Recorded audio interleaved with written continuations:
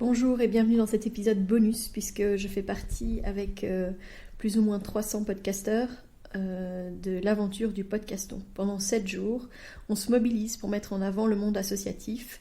C'est vraiment une belle mobilisation et il était naturel finalement que Bulle de Sage-Femme se mobilise aussi et participe. Je vous parlerai de comment est-ce que ça se passe en fin d'épisode, de qu'est-ce que c'est exactement que le podcaston. Mais donc dans ce contexte, j'avais le choix de choisir, une ASBL qui pourrait bénéficier justement de vos promesses de dons. Je me suis toujours dit qu'il était important de parler de tout, comme je vous ai dit depuis le tout premier épisode de Bulle de Sage-Femme. Et il y a un sujet qui reste très tabou, c'est le sujet de la perte des bébés, le deuil périnatal. Donc le deuil périnatal, c'est vraiment perdre un bébé pendant la grossesse ou dans ses premiers mois de vie. Et dans ce contexte très invisibilisé, il y a des associations qui se mobilisent, et notamment Au-delà des nuages, qui est donc une ASBL qui offre des séances de photos gratuites pour les parents qui vivent un deuil périnatal, quel que soit le moment de la grossesse. Il n'y a pas de limite de durée. Ça leur est arrivé de photographier dernièrement un tout petit bébé de 7 semaines. C'est dès que les parents ressentent le besoin d'avoir un souvenir photographique de leur bébé, ils peuvent faire appel à Au-delà des nuages. Donc c'est totalement gratuit. Ce sont des bénévoles photographes qui viennent faire les photos.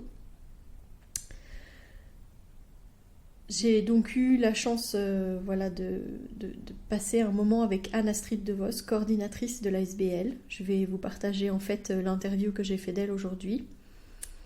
Elle m'expliquait à quel point ces séances photos sont bien plus que juste une séance photo.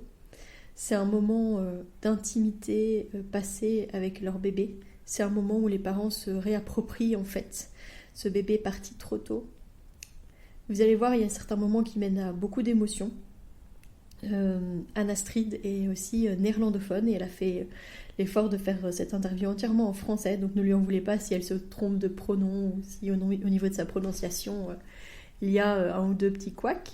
Moi j'ai trouvé en tout cas que cette entrevue a été vraiment très riche et je pense que de toute façon je n'ai pas fini du tout de parler de ce sujet du deuil périnatal. C'est vraiment important de parler de cette association qui vraiment laisse un souvenir avec les photos, mais aussi ce moment hyper important de la rencontre avec ce bébé. Cette association, elle sensibilise au deuil périnatal et pour que les tabous disparaissent enfin, pour que ces bébés ne restent pas dans l'invisible, mais qu'on reconnaisse la réalité. Mais aujourd'hui, je vous invite à entendre le témoignage de Anne-Astrid et surtout de sa manière de parler de cette association pour que vous puissiez soutenir Au-delà des nuages par tous les moyens qui seront potentiellement à votre portée. Bonne écoute.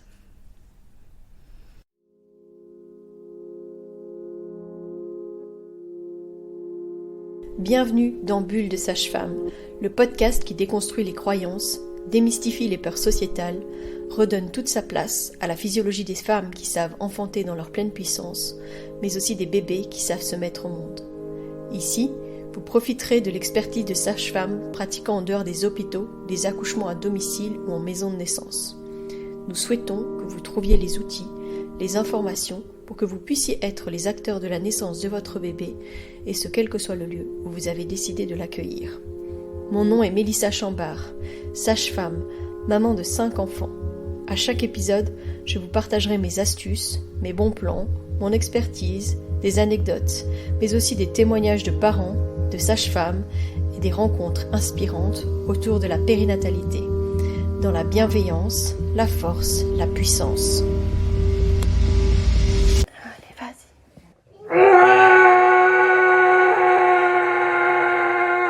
T'es amené là en fait. Bonne question. En fait, moi, après des longues années de trajet PMA, j'ai perdu 2 grossesses précoces.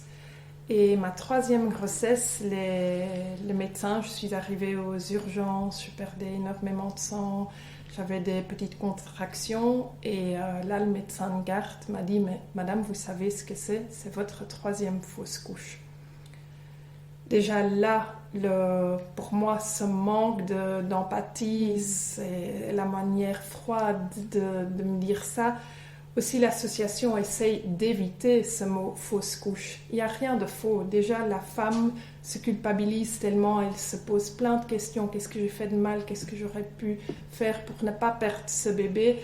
Donc, pour moi, à cause de tous ces événements personnels, je suivais depuis un certain temps déjà l'association et je l'ai rejoint comme bénévole d'abord. Et après, j'ai eu l'opportunité de prendre le rôle de coordinatrice. Et voilà, je tiens tellement à cœur de soutenir les parents, d'apporter un peu de douceur dans leur souffrance. C'est ça ma motivation, même si ce n'est pas un travail facile au quotidien, évidemment. Non, évidemment. Oui, donc tu as toi-même traversé des deuils et des pertes de bébés, et ça t'a amené justement à vivre ça. C'est clair que le mot fausse couche, c'est vraiment, encore une fois, nier ce que c'est réellement, parce que rien n'est faux dans ce que traversent les femmes à ce moment-là. Voilà. Et c'est tellement dur de perdre un bébé quand il était là, et c'est aussi difficile quand on a traversé tout un parcours comme a été le tien, quand finalement on souhaite avoir un bébé et puis qu'on n'arrive pas non plus à avoir un bébé. Tu vois, ces deux formes de... Voilà, ces deux formes de deuil, parce qu'au début on m'avait dit vous ne seriez jamais maman, et déjà d'assumer ce choc-là, ce coup-là. Après, on a commencé des trajets de FIF et heureusement, j'ai eu la chance d'être enceinte plusieurs fois. Mais là aussi, de se dire, d'accord, quelque part, je peux quand même être enceinte, même si les médecins n'y croient pas.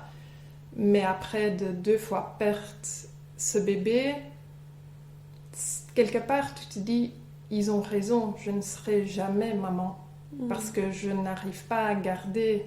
C'est une grossesse et je dois vous dire pour ma 3e grossesse qui heureusement c'est ma fille maintenant, je n'en pouvais plus. Le choc était trop grand et voilà aussi la manière dont expliquait ce médecin, voilà vous savez ce que c'est, 3e fausse couche, voici les médicaments, rentrez chez vous.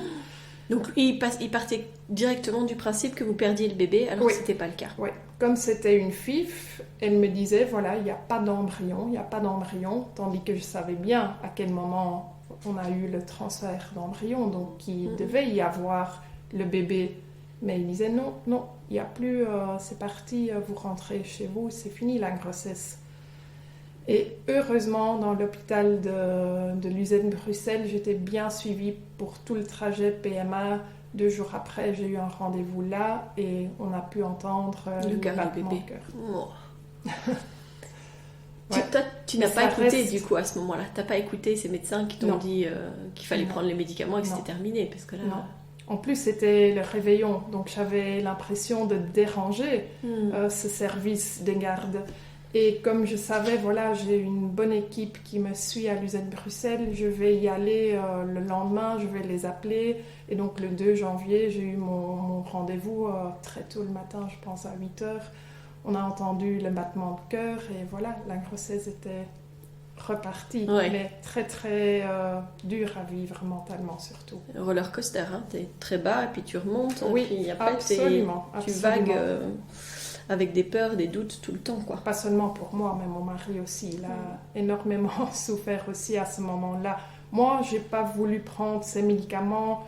Lui, il disait mais calme-toi, écoute les médecins. Et donc, il n'y croyait plus. Tandis que moi, quelque part, je gardais espoir. Et je voulais avoir la seconde confirmation de l'équipe que je connaissais bien. Qui te suivait depuis le début. Oui. Qui aurait humainement aussi pris les choses différemment avec toi. Absolument. C'était le même monsieur, une sage-femme masculin, qui m'avait annoncé les 2 autres pertes de grossesse. Et donc je savais que je pouvais avoir confiance en lui et qu'il était empathique, que le contact humain était là, tandis qu'avec avec ce médecin de garde, cette froide, ça va toujours me marquer, je trouve. Ça aussi, dans le travail de l'association, c'est tellement important d'accompagner les parents sous ce choc, dans ces premiers moments, de ne pas les laisser seuls. Oui, tout à fait. Et d'utiliser les bons mots. C'est ça. Waouh, ok. Et donc toi, tu t'étais déjà touchée par cette association et du coup tu t'es dit c'est là ma place, c'est là que je vais faire, c'est là que je vais travailler. Absolument, oui. C'était c'était dans tes cordes à toi de devenir la coordinatrice. Oui. J'ai d'abord rejoint comme bénévole administratif, mais c'était quand même mon rêve. Oui. Ça c'est vraiment chouette. Aussi dans l'association, le contact humain est là. C'est une équipe hyper soudée, très à l'écoute, et ce sont des valeurs qui sont très très importantes pour moi, mais pour toute l'équipe. Ok. Et du coup, c'est pour ça que tu as choisi cette association plutôt qu'une autre, en fait. Dans la question... Oui. C'était dans ton cœur, c'était ça que tu voulais... Oui. Ok. Merci beaucoup de ce partage. Waouh. Il faut aussi beaucoup de résilience quand on traverse tout ça, et puis arriver à supporter les chocs. Et puis, tu vois, t'es passé par plusieurs étapes.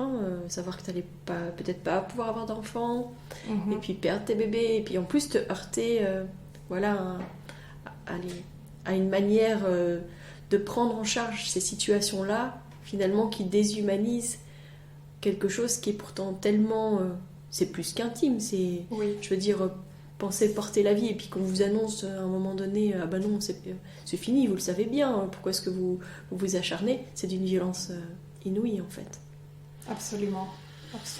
Et j'ai pas voulu quitter l'hôpital avant qu'elle fasse une prise de sang, et elle m'a dit, madame, partez de l'hôpital, ça sert à rien. Et j'ai quand même insisté fort pour avoir, je ne sais pas, c'est peut-être un instinct. Tu le sentais, ouais, c'est ça. Ouais. Je pense que c'est l'instinct, de la même manière que toi tu sentais qu'en fait c'était pas ça. A contrario, je connais des femmes qui elles disaient moi je sens que ça s'est arrêté là, je le sais, et qui n'étaient pas pris en considération et pas au sérieux par rapport au fait qu'elles disaient moi je pense que la grossesse elle s'est arrêtée. Absolument. Parce que des fois elles le disent, d'un seul coup elles disent non c'est fini là, il n'y a plus de bébé, je le sais quoi. Oui, je pense que l'instinct de maman est très bien développé. L'association publie aussi sur notre site web, les réseaux sociaux, les histoires des parents qui veulent témoigner, qui écrivent leur histoire. Et on a ça régulièrement, que la maman écrit « Mais voilà, je l'ai senti ». Encore une histoire que nous avons publiée récemment, la maman disait qu'elle avait eu la veille une échographie, tout était bien, tout se passait bien, le bébé bougeait énormément, et elle s'est levée le lendemain matin et elle s'est dit « c'est fini ». Ouais, elle a senti. Et quand elle s'est dirigée aux urgences, là, ils ont dit « mais madame, vous venez de passer une échographie, ne vous inquiétez pas ». Mais elle avait raison. Donc oui, l'instinct de maman, j'y crois vraiment. Ouais, l'instinct, et puis on n'a rien à faire en fait. Les mamans, les femmes, elles sont connectées à leur bébé 24 heures sur 24. Il n'y a personne d'autre qui est connecté avec ce bébé 24 heures sur 24. Les femmes, elles sont les expertes de leur bébé, dans le bon et dans le mauvais sens. Elles savent. Quand elles se donnent le droit et l'opportunité de ressentir et de dire ce qu'elles ont, elles ont tout en elles. Et c'est difficile parfois d'écouter son corps contre la vie du personnel de santé. Parce que c'est pas ce qu'on nous apprend en tant que femme. On nous apprend pas à devenir experte de ce qui se passe dans notre corps. On nous apprend à éteindre les choses, mais pas à écouter et à laisser venir ce qui vient, clairement, ni dans notre expertise de qu'est-ce qu'on est nous, ni dans comment est-ce qu'on le ressent, non, ça, on n'apprend pas. On devrait apprendre ça. Absolument, oui. Ça serait quelque chose de fantastique, tu vois, quand on part loin de la question de-delà du nuage, mais tu sais, quand on apprend le cycle féminin, on apprend juste la période d'ovulation, la période des règles, enfin voilà. Mais on n'explique pas en fait aux jeunes filles qu'elles vont avoir des phases au niveau hormonal qui va faire qu'elles vont avoir des ups et des downs très forts, mais qu'elles peuvent en tirer des choses très très positives si elles apprennent à le dompter d'une certaine manière. En tout cas, à comprendre pourquoi est-ce qu'elles fonctionnent comme ça. Et pas simplement le subir, quoi. Je découvre petit à petit qu'on commence à en parler plus. Et je connais même des femmes qui planifient leur travail selon leur cycle ça, c'est génial. mensuel. Pour, comme vous dites, on passe par des cycles et par des moments d'activité et des moments de douceur aussi. Ça c'est super parce qu'en plus il y a des moments où du coup on est hyper active Oui, et on peut abattre beaucoup de travail Voilà. et puis d'autres beaucoup moins. voilà. Mais voilà, moi aussi, je suis très fan de tenir compte de son cycle dans son planning au quotidien, Et ça c'est quelque chose dans la voilà. mesure du possible. C'est une manière évidemment. du coup effectivement de reconnaître notre expertise sur nous-mêmes en fait. Donc, Sur comment je est-ce qu'on suis fonctionne. positif au développement de ces sujets dans la société, même si on est loin d'être où je voudrais être, surtout aussi pour parler du deuil en général, la mort, mais surtout la mort d'un bébé reste très très tabou dans notre société. On invisibilise beaucoup ces bébés. C'est-à-dire qu'on soutient beaucoup les parents dans les premières semaines. Et puis après, c'est comme si il fallait plus en parler. Oui. Parce qu'on a peur de faire mal. On a peur de mettre les pieds dans le plat et puis voilà, de ne pas être adéquat. Et puis, c'est comme si on ne savait plus quoi faire, alors on leur dit de passer à autre chose. C'est aussi une mission de l'association de sensibiliser la société, l'environnement, les amis, la famille de qu'est-ce qu'il faut dire, qu'est-ce qu'il faut faire, qu'est-ce qu'on peut faire, qu'est-ce qu'il faut surtout pas faire, surtout pas dire. C'est une étiquette ou des règles qu'on ne connaît pas. Et souvent, les gens ont peur de mal faire, donc ils font rien. Donc nous disons que même en envoyant un message, je pense à vous, je pense à toi, ça suffit ou ça fait déjà du bien aux parents de savoir, voilà, ils ne nous oublient pas. Ouais. Un papa, justement, dans son histoire qu'il avait écrit, nous disait qu'il a énormément apprécié de trouver des plats devant sa porte, des plats à réchauffer, sans que les personnes incrustent dans leur vie ou viennent sonner. Mais juste ça, c'est d'un réconfort immense. C'est clair. C'est vraiment important. Et mais justement, je pense que c'est vraiment important d'en parler. De la même manière que nous, on essaye de sensibiliser sur le postpartum normal, à quel point les gens doivent être là pour soutenir les parents, mais pas juste pour voir le bébé, quand il y a le bébé, justement. Mais alors, je pense que quand on perd un bébé, le fait de se sentir soutenu par son cercle, par son village autour de soi, c'est vraiment hyper important. Mais le postpartum est là, les parents vivent le postpartum, le corps de la maman. Il est aussi en rétrogestation, etc. Elle saigne, elle a ouvert son corps et elle saigne de la même manière que si son bébé était là, sauf que en plus, il y a ce vide. C'est ça. Il n'y a personne pour téter ses seins, il n'y a personne. Non, ça c'est vraiment hyper compliqué. Et là aussi, les photos peuvent énormément aider. On voit souvent que les parents affichent une photo dans leur salon et que quand les gens rendent visite, voilà, la photo est là, ça ouvre la conversation. Et là, c'est aux parents de dire, voilà, j'accepte cette invitation, je suis prête à en parler. Ou s'ils vont demander, qu'est-ce que tu bois ? Le visiteur aura compris que c'est pas le moment, que le parent a envie de parler d'autre chose. Mais au moins, il a offert cette opportunité d'en parler. C'est vraiment un vecteur finalement de parole, si jamais c'est là, ça peut être libérateur et ça peut être un petit ancrage justement pour amorcer le fait de parler de ce bébé. Mais comme tu disais, l'enfant est invisible et grâce à ces photos, il devient visible, il a vraiment existé. C'est ça. Oui, c'est ça, c'est exactement. C'est beau. Ouais. C'est comme nommer ces bébés, le fait qu'on dise parfois. Enfin, moi, je sais que régulièrement, je pense à une maman que j'ai accompagnée et puis à l'anniversaire de son fils, je pense à elle. Des fois, je lui envoie un message et je lui dis je pense à toi, je pense à lui et je le nomme parce que c'est important en fait. Absolument. Donc ça, c'est vraiment vraiment le nommer et envoyer ce message. C'est tellement important. Nous, comme association, avec l'accord des parents, bien sûr, nous envoyons une carte pour le premier anniversaire du bébé, une carte écrite à la main où on nomme le bébé et les remerciements des parents sont tellement touchants que, voilà, ils disent vous êtes parfois les seuls qui ont pensé à notre avec le prénom et le bébé est là, même 10 ans, 20 ans. Récemment, nous avons donné une présentation. Il y avait un couple qui ont perdu leur fils il y a 42 ans. Ils avaient une toute petite photo, mais tout de suite, ils ont parlé de lui. Ils l'ont nommé, même 42 ans après, et même jusqu'à la fin de la vie. Bien sûr, bien sûr. J'ai des proches qui ont perdu un bébé tout petit, quoi. Et ils disent, il nous attend, en fait. Clairement, ils disent, quand nous, on va mourir, on va le rejoindre, en fait. C'est important. Et ils parlent de lui, clairement, sans tabou, quoi. Mais ce bébé fera toujours partie de la famille. Bien sûr. Aussi pour les frères et sœurs Bien sûr. à venir, c'est important. Et là, les photos aident aussi à visualiser ce petit.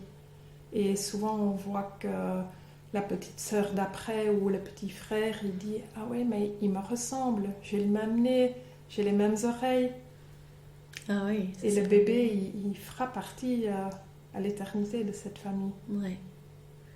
C'est bien parce que, allez, les choses la parole se libère quand même, hein, ces dernières années autour de ça. C'est pas encore hyper facile, mais en tout cas, dans notre milieu à nous, on voit quand même qu'il y a des illustratrices qui font des illustrations avec des familles complètes, parce qu'elles représentent aussi les bébés qui se sont envolés. Et je trouve ça vraiment très beau d'avoir des portraits de familles complets. Ça, c'est vraiment un beau cadeau. Mais il est important que le tabou soit brisé pour que les parents se sentent moins seuls. Oui. Surtout qu'on invisibilise tout ça, mais finalement, ça touche beaucoup de personnes. Oui, absolument. Tu as une idée du pourcentage ? Du pourcentage, non, parce que l'association vient quand les parents nous demandent. Donc, il n'y a pas de critères sur la durée d'une grossesse. Mais en tant qu'association, nous photographions environ 1100 bébés par an pour toute la Belgique. Donc, ça veut dire entre 90 et 100 appels par mois. Oui, c'est énorme. Énorme. Et tout le monde ne fait pas appel à vous. Non, c'est pour ça que je ne peux pas vous donner de pourcentage. Mais c'est déjà un chiffre qui est énorme. Et du réconfort pour ses parents. On dit des paranges. Oui, c'est le terme qu'on utilise. Du réconfort pour ses paranges. Parce que c'est traverser un énorme tsunami, une énorme tempête que de perdre un bébé. Et le fait que la société, elle nous invite à oublier, à passer vite à autre chose, c'est nier le deuil que ça représente que de laisser un bébé qu'on aurait dû avoir dans ses bras, qu'on aurait dû bercer la nuit, qu'on aurait dû mettre au sein. Enfin voilà, c'est énorme. Ouais. Dis-moi un peu, quelles sont les difficultés que rencontre l'association au-delà des nuages ? C'est surtout le tabou qui règne encore sur la mort et on voit une grande différence entre la Flandre et la Wallonie. Donc le tabou règne beaucoup plus encore en Wallonie sur la mort en général, mais surtout la mort d'un bébé. Et de ce fait-là que le tabou règne tellement, nous avons plus de difficultés à trouver assez de photographes bénévoles. Donc quand nos bénévoles parlent autour d'eux du travail, ce qu'ils font pour l'association, parfois ils ont la réaction comme quoi c'est glauque ce que nous faisons, tandis qu'en Flandre, nous voyons vraiment que c'est un vrai honneur de pouvoir photographier pour l'association. Donc ça c'est en tout cas dans la Belgique francophone une grande difficulté, on n'a pas assez de photographes bénévoles. Donc pour nous, évidemment, il y a une stricte sélection de nos photographes, mais ce n'est pas nécessaire d'être photographe diplômé. Évidemment, ça va de soi qu'il y a une sélection stricte parce qu'on n'a qu'un seul moment pour laisser des belles photos. C'est important que ce soyons des belles photos, mais aussi le contact humain. L'empathie est très très important pour pouvoir justement accompagner les parents au moment qu'ils vivent un tel drame. C'est un moment très intime. Oui. C'est un moment, comme tu disais, où ça permet aux parents de prendre leur bébé dans les bras. Oui. Parfois, quand notre photographe rentre dans la chambre, il rencontre des parents qui ont peur de la mort, mais aussi peur de leur bébé, et donc du coup qui n'ont pas encore vu leur bébé, qui n'ont pas osé le regarder. Et le fait de voir notre photographe en inconnu pour les parents, câliner leur bébé, le nommer. Notre photographe parle toujours au bébé, de le prendre dans ses bras. C'est le plus beau moment quand nos photographes quittent la chambre et qu'ils laissent les parents sur les lits en train de découvrir et câliner leur bébé. Donc c'est peut-être encore plus important que les photos qui restent, de passer ce moment d'intimité en tant que nouvelle famille ensemble. Oui. Je vois que ça vous émue, Oui. mais moi aussi. Oui, tout à fait.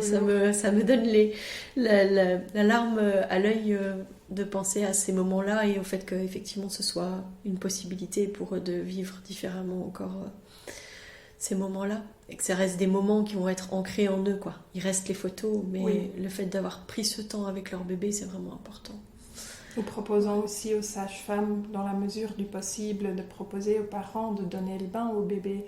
Donc tout ça sont vraiment des moments, comme vous dites, des souvenirs ancrés pour toujours. Parce que voilà, donner le bain pour un bébé vivant, après quelquefois ça devient déjà peut-être une corvée ou pfou. Mais pour les parents, ils n'ont qu'une seule opportunité de pouvoir créer ce souvenir et donner un seul bain. Mais c'est sûr que du coup, les photographes bénévoles, ils doivent être vraiment ancrés aussi dans ce moment-là, quoi. Oui. Il faut qu'ils soient à l'aise, en fait, eux-mêmes, avec ce qu'ils vont faire et comment est-ce qu'ils vont le faire. Mais avant qu'ils vont tout seuls, pour cette mission, ils sont formés par l'association et ils vont faire un stage. Donc ils vont suivre un photographe expérimenté. Donc du coup, il va aussi apprendre comment prendre le bébé, mais aussi comment être dans le contact avec les parents. Nous demandons toujours à nos photographes de féliciter les parents parce que quoi qu'il arrive, ils sont réellement devenus un papa et une maman. Ils sont réellement des parents. Et ça peut paraître bizarre au début, mais les parents nous remercient. Et très souvent, ils disent « Vous êtes la première personne de nous avoir félicités ». Et là aussi, comme on parlait de la reconnaissance, pour pouvoir dire au revoir, il faut d'abord dire bonjour. Et c'est tellement important d'accepter ce rôle de parent et de pouvoir se l'accorder et se permettre de « oui, je suis une maman maintenant, je suis un papa ». Donc oui, pour nos photographes, donc, ils sont formés. Après chaque séance photographique, un membre du personnel va contacter le photographe pour parler, pour voir comment il a vécu cette séance, comment il se sent. Et si besoin, il y a aussi une équipe de bénévoles, de psychologues bénévoles, qui sont à l'écoute des bénévoles. Même si, je disais avant, c'est une équipe hyper soudée et il y a toujours un autre bénévole qui est là pour parler, pour partager les émotions. C'est magnifique, je trouve, d'être témoin aussi de cette humanité, cet altruisme dans les gens. Dans ce monde assez dur, ça fait du bien d'être entouré par de si belles personnes. Oui, des belles âmes. Absolument, ouais. Sans les bénévoles, l'association n'est rien. Mais une autre difficulté que malheureusement je devrais aborder, c'est les finances de l'association, parce que pour nous, il est très important que la séance photo soit toujours gratuite pour les parents. Nous ne voulons pas que l'argent soit un frein dans la décision de faire appel à l'association, oui ou non. Mais voilà, la gestion de l'association pour justement coordonner ces plus que 1100 appels par an coûte de l'argent et là c'est quand même un combat. Nous sommes une association non subventionnée, nous sommes 5 employés pour la coordination de la SBL, mais aussi nos bénévoles sont assurés en tant que personnes, mais aussi leur matériel. Ils reçoivent une indemnité kilométrique. Mais nous avons aussi beaucoup de frais d'impression. Donc, il y a des flyers pour le grand public, justement pour sensibiliser au sujet, et d'autres brochures et dépliants pour les hôpitaux. Donc, il y a les frais d'impression, mais aussi les frais d'envoi. Et en dehors de ça, voilà, l'association offre aussi des réunions et des formations aux bénévoles et des soirées pour les parents. Nous voyons que c'est très important pour les parents de se retrouver. Ils retrouvent à ce moment-là aussi le photographe, donc quelqu'un qui a été témoin, qui a rencontré leur bébé, mais aussi dans le contact avec d'autres parents. Ça leur soutient énormément. Ce sont des soirées qui coûtent énormément d'argent, mais nous tenons à les offrir aux parents parce que nous voyons l'effet psychologique et que ça fait tellement de bien. Et comme je disais aussi, les cartes anniversaires, mais juste le fonctionnement au quotidien, téléphonie, logiciel, site web. Donc, ça fait beaucoup. Ça fait beaucoup, ouais. Oui. Du coup, quels sont les besoins de votre association ? Évidemment, du soutien financier, justement pour garantir la pérennité de l'association. Et les gens peuvent faire énormément de choses. Rien qu'en parlant de l'association, ils vont sensibiliser, mais ils peuvent aussi organiser une action. Nous voyons parfois aussi des cousins, cousines qui vendent des gaufres, qui font des crêpes pour l'association, ou placer une tirelire si vous avez un commerce. Nous avons aussi notre propre boutique en ligne avec des articles de réconfort, mais aussi d'articles de décoration. Ça vaut vraiment la peine d'aller regarder, ou évidemment en faisant un don mensuel ou ponctuel. Ça nous aiderait beaucoup, mais comme je disais aussi, de parler de la mort, du deuil en général, et de l'association pour briser ce tabou. Et comme ça, nous espérons trouver plus de bénévoles, surtout pour la Wallonie. Et avec plus de bénévoles, nous pourrons couvrir toute la Belgique, parce que malheureusement, en Wallonie, nous sommes présents que dans 80% des hôpitaux. Donc ça veut dire que les sages-femmes, les gynécologues, les assistantes sociales vont systématiquement proposer nos services aux parents quand leur bébé naît en silence. Mais dans 20% des hôpitaux en Wallonie, ce n'est pas le cas, parce que malheureusement, l'équipe ne saura pas suivre la demande. Ouais, ok. C'est pour ça, du coup, qu'on se rencontre aujourd'hui. C'est justement parce que il y a ce podcaston, en fait, un peu comme le téléthon, mais là, c'est le podcaston. Oui. Et avec le podcaston, chaque podcasteur, podcasteuse a choisi une association à soutenir. Et donc, si jamais vous écoutez ce podcast et que vous avez envie de soutenir Au-delà des nuages, vous pouvez passer soit directement par Au-delà des nuages, donc aller sur leur site internet et faire un don direct. Vous pouvez aussi aller sur le podcaston, parce qu'à ce moment-là, on pourra montrer à quel point le podcaston a été efficace et faire une promesse de don à cette association via le podcaston. Donc voilà. Et j'espère que... Merci beaucoup à toi, merci d'être venue. Je suis vraiment très heureuse d'avoir partagé ce moment avec toi. Est-ce qu'il y a encore des choses que tu veux partager ? Est-ce qu'il y a quelque chose qu'on n'a pas abordé et que tu voudrais dire ? Je réfléchis. Moi, je peux te dire que j'ai eu une collègue qui nous a offert les petits porte-clés de Au-delà des nuages, et qui est aussi venue avec des chocolats de Au-delà des nuages, parce que sa chef de service pour les fêtes de fin d'année avait décidé d'offrir des chocolats de Au-delà des nuages. Du coup, c'est aussi, ils sont délicieux. C'est aussi un moyen de soutenir votre association. C'est parfois de faire appel à Au-delà des nuages, de prendre des éléments chez Au-delà des nuages pour faire des cadeaux d'entreprise ou ce genre de choses, pour soutenir aussi votre ASBL. Oui, et pour, en effet, Pâques qui s'approche, nous avons toujours ces délicieux chocolats qui sont en vente dans la boutique en ligne. Ah ben voilà, donc une autre manière de soutenir Au-delà des nuages, acheter des chocolats sur leur site internet.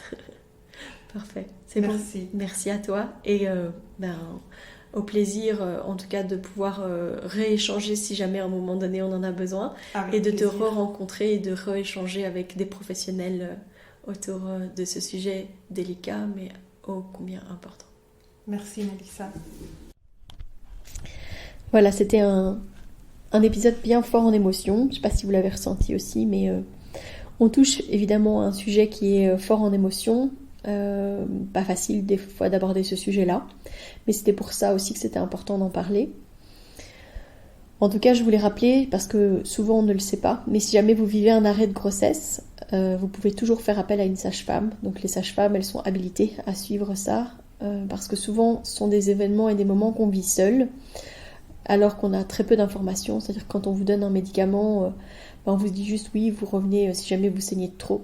Mais c'est peut-être compliqué en fait de savoir c'est quoi saigner de trop. Les femmes, elles le disent, hein. J'ai beaucoup saigné, j'avais des contractions, je savais pas ce qui était normal, ce qui n'était pas normal. Voilà, on m'a dit qu'il fallait que je patiente et puis que j'attende que je perde mon bébé, donc voilà. Mais si vous avez une sage-femme, elle pourra vraiment être gardienne de l'espace et du temps et s'assurer qu'on reste toujours dans le bon et que vous n'êtes pas en danger, que vous ne saignez justement pas de trop. Et aussi, elle pourra vous proposer l'opportunité de voir votre bébé, parce que comme elle doit s'assurer que tout est normal, elle devra regarder évidemment vos pertes. Et si jamais l'embryon est là, elle pourra vous proposer de le voir, chose que souvent les parents se refusent à faire parce que on fouille rarement quand même dans les caillots de sang, dans les pertes. Souvent les femmes, elles sont sur la toilette et le réflexe c'est de tirer la chasse. Et après elles en parlent, elles disent oh, tu te rends compte, j'ai tiré la chasse, enfin, c'est quand même c'est violent quoi. Alors que si vous avez une sage-femme, elle peut vraiment s'assurer de ce qui se passe et elle peut potentiellement vous proposer de voir votre bébé. Voilà. Je voulais aussi dire aussi qu'en tant que professionnelle, Astrid, elle parlait justement de ce médecin de garde qui l'avait accueilli en lui disant bah oui madame, vous savez très bien ce que c'est, hein, c'est une troisième fausse couche et puis c'est tout quoi, prenez vos médicaments, partez, il n'y a pas besoin et on peut plus rien faire pour vous de toute façon. Mais elle m'expliquait aussi qu'il y a eu des moments aussi où quand elle avait l'impression que tout était ok, qu'elle est allée à un contrôle et puis qu'on lui a dit ah mais vous n'avez pas évacué tout, il y a des restes en fait. Mais c'est parfois vraiment important de faire attention aux mots qu'on utilise, et même si c'est ce que je dis, c'est pas toujours évident, mais en tout cas réfléchir, tourner cette fois sa langue dans sa bouche avant de dire quelque chose. Mais quand on parle de reste, on déshumanise complètement ce que vient de traverser cette femme, le fait qu'elle vient de perdre un bébé. Donc essayons de trouver aussi les bons mots. Anne-Astrid m'expliquait que en néerlandais, le mot qui est utilisé pour parler du fait d'être enceinte se traduit par être en attente. In verwachting. Ne m'en voulez pas si je ne prononce pas bien, mais voilà, in verwachting pour dire en attente. Et elle expliquait que l'association essayait vraiment de mettre en avant la signification de verwachtinglis, qui veut dire perdre cette attente, avoir perdu cette attente. Un mot beaucoup plus doux que le mot qu'on utilise nous, qui s'appelle, qu'on utilise fausse couche, parce que fausse couche, c'est vraiment nier et dire que ce que la femme a vécu, cette couche, donc cette grossesse, était fausse, alors qu'au contraire, tout ce qu'elle a traversé était tout sauf faux, mais bien réel. Donc en recherchant et en reparlant de ce terme utilisé, verwachtingverlis, c'est ça, verwachtingverlis, elle m'expliquait donc que ça serait hyper intéressant de faire appel à vous, auditeurs du podcast, et des personnes autour de vous, pour trouver un autre mot que fausse couche. On utilise parfois le terme de grossesse arrêtée, mais c'est quand même fort médical. Peut-être qu'il y a encore d'autres choses, d'autres mots à inventer. Donc si jamais vous avez ce mot, on est tout oui. Et je pense que Anne-Astrid me disait qu'elle serait très intéressée d'avoir ce retour de votre part. Je voulais aussi vous parler, parce qu'on parle de Au-delà des nuages, donc qui fait les photos, mais il y a aussi d'autres moyens d'immortaliser des petites parties de ces petits êtres qui sont partis trop tôt. Et je pense notamment à une amie, Natacha Lambert, qui a créé dans son travail une partie qui s'appelle émotionnel, donc émotion avec L, A-I-L-E-S à la fin, et qui a pour vocation justement de faire des moulages mains-pieds de ces petits bébés partis trop tôt. Et voilà, elle aussi, elle propose ce service gratuitement en disant aux parents que si jamais ils veulent participer d'une quelconque manière qu'ils veulent, ils peuvent le faire évidemment, mais qu'elle demande aussi des dons pour en fait couvrir les frais, notamment les frais de déplacement, parce qu'en général elle va jusqu'au centre funéraire, et aussi le matériel potentiellement, etc. Donc elle a créé une cagnotte pour ça aussi, donc si jamais vous voulez la soutenir, vous pouvez aussi aller voir sur sa page émotionnelle. Voilà, cet épisode un peu spécial touche à sa fin. J'espère que vous l'avez apprécié. Je vous encourage vraiment à visiter justement podcaston.org. Donc podcaston, c'est podcaston.org. Ça vous permettra de découvrir plus d'une centaine d'autres associations à travers d'autres excellents podcasts. Et c'est aussi l'occasion, si vous en avez la possibilité, de faire une promesse de don à Au-delà des nuages. Là aussi, ça se passe sur podcaston.org. C'est très facile. Important en fait de passer par là pour pouvoir peut-être dire que justement vous faites un don pour cette association. Vous pouvez quand même aussi aller directement sur Au-delà des nuages. Sachez que Au-delà des nuages, c'est 6 employés, 320 bénévoles dans toute la Belgique. Et Anne Astrid explique clairement qu'il y a beaucoup plus de bénévoles en Flandre qu'en Wallonie. En Wallonie, c'est encore fort tabou de parler de ces bébés décédés. Et ils ne sont pas encore présents par exemple dans tous les hôpitaux. Donc vous pouvez en parler autour de vous, faire en sorte que les communications passent aussi encore mieux auprès des équipes hospitalières. Ces 320 bénévoles, ça regroupe des photographes évidemment, mais aussi des gardiennes des nuages, qui sont les personnes, les bénévoles qui répondent aux appels 7 jours sur 7, de 8h à 21h. Donc si jamais vous appelez au-delà de 21h, vous aurez un répondeur et on vous rappellera après 8h. Donc si jamais vous avez du temps, et que vous souhaitez devenir bénévole pour Au-delà des nuages, c'est aussi une possibilité. Si jamais vous avez cette nature en vous de prendre de belles photos et que vous avez envie de donner un peu de votre temps, de votre savoir-faire aussi pour aider ces parents endeuillés, vous pouvez prendre contact avec Au-delà des nuages qui recherche clairement des photographes comme elle vous le disait. Donc voilà, ce sont des choses que je vous rappelle. Vous pouvez évidemment prendre contact directement avec eux.